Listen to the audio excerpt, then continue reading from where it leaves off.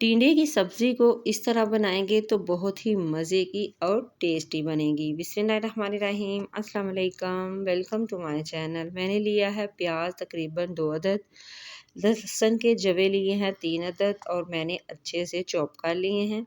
फिर मैंने डाला है 1 पानी का कप और इसको ढक के पकने के लिए रख दिया है।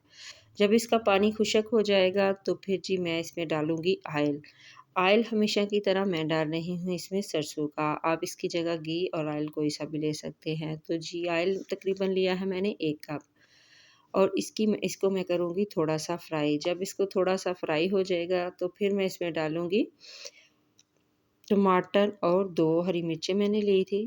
मेरी हरी मिर्चें तीखी हैं, आप अपने हिसाब से ले लें। टमाटर 2 लिए थे बड़े मैंने और इसको भी मैंने अच्छे से चॉप कर लिया है। इसका पानी खुश्क होने तक पकाऊँगी, फिर डालूँगी इसमें हल्दी 1 टीस्पून, लाल मिर्च का पाउडर 1 टीस्पून डाला है मैंने और सूखे धनिया का पाउडर भी डाला है 1 टीस्पून, नमक मैंने डाला है 1 डेढ़ टीस्पून के करीब और इसकी करनी है मैंने अच्छे से बनाई। थोड़ा-सा मैं छींटा पानी का लगाऊँगी और इसको भूनूँगी। अच्छे से इसको भून लेना है कि ये इसका जो मसालों का कच्चापन है ख़त्म हो जाए, तो फिर मैं डालूँगी इसमें चिकन। चिकन डाल रही हूँ और चिकन को मैं तेज़ आंच पे अच्छे से फ्राई करूँगी। मेरे पास आधा किलो चिकन थी और 1 किलो टिंडे थे। तो जी अब इसकी बनाई कर ली है मैंने अच्छे से। थोड़ा-सा ढक के इसको पकाऊँगी कि इसका जो पानी है, चिकन का अपना पानी जो है वो अच्छे से खुश्क हो जाए और ये थोड़ा-सा कुक हो जाए।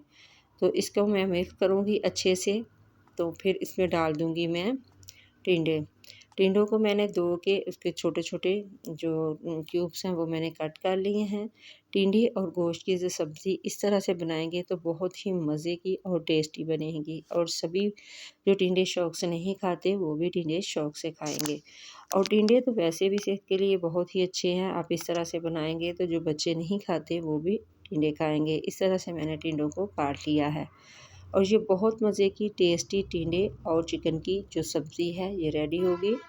तो इसकी मैं थोड़ी-सी करूँगी बनाई तकरीबन 1 डेढ़ मिनट के लिए।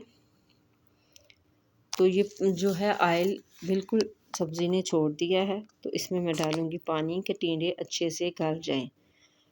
मैंने तकरीबन 2-3 मिनट के लिए ही इसको भुना है। जो चिकन था वो भुना था कि चिकन ने अभी और कुक होना है। अब मैंने इसमें तकरीबन 1 लीटर के करीब पानी डाला था कि अच्छे से ये जो टिंडे हैं वो गल जाएँ और ढक के मैंने इसको पकने के लिए रख दिया था। तो इसी स्टेज पे आपको मेरी वीडियो ज़रा सी भी अच्छी लगे तो प्लीज़ आपने करना है सब्सक्राइब, लाइक, शेयर ज़रूर करें, वीडियो को पूरा देखा करें, ये आप लोगों की दुआएँ और प्यार है।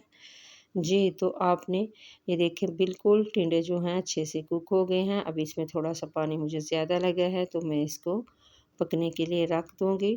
तो इस स्टेज पे मैं इसमें डालूँगी काली मिर्च। काली मिर्च इस स्टेज में डालेंगी तो बहुत ही मज़े का टेस्ट आएगा।